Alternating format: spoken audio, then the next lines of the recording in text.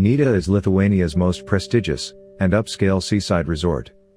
Much of Nida's image is thanks to its unique location in the Curonian Spit peninsula, at the bottom of a massive, 52 meters high, Prettiest sand dune.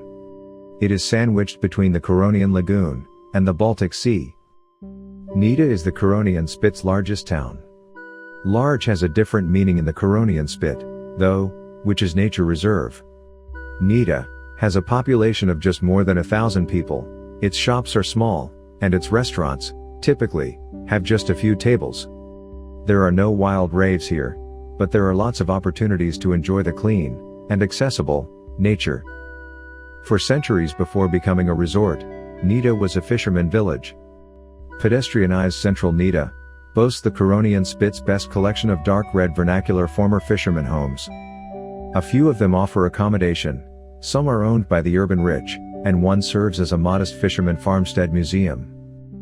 The nearby port still is the Nida's heart, but pleasure vessels, many available for hire or excursions, have by now replaced the traditional Curonian fishing boats. Further away from the lagoon, old buildings give way to Soviet hotels and apartments. Luckily, they are not as monstrous as outside of the Curonian Spit, and many have been renovated. New construction is now nearly banned in Nida, but an exception was made for the Roman Catholic Church in 2003. Its design tastefully incorporates vernacular architecture, combining wood and thatch with modern forms. Prior to the World War II and the Soviet genocide, Nida was overwhelmingly Lutheran. The red brick Nida Lutheran Church, built in 1888, stands on a forested hill above the town. Its nearby restored cemetery is famous for its kriegstei, a type of wooden gravestones, ubiquitous to seaside Lithuania. Prior to the World War I, Nida was part of Germany. Even today, in summers, you may hear so much German language in Nida, that you may feel it is still ruled from Berlin. These Germans are nearly all tourists, however, tracing the paths of pre-World War II luminaries.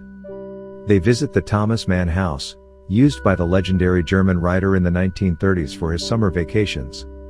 They also glimpse at the one-room Blüte Museum located in the sole remaining building of the Blütes Hotel, where he accommodated the likes of Sigmund Freud, Albert Speer and, most famously, held symposiums for some 200 artists. Most original artworks created by them were burned by the Soviets, but reproductions are available. More info on the area's history is available at the History Museum on the opposite side of the road.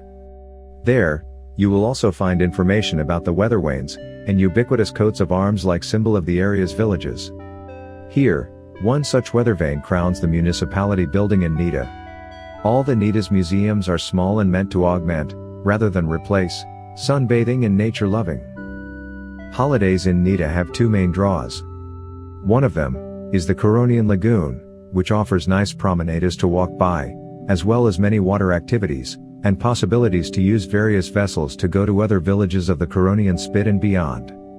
There are no beaches on the lagoon side of Nida, however.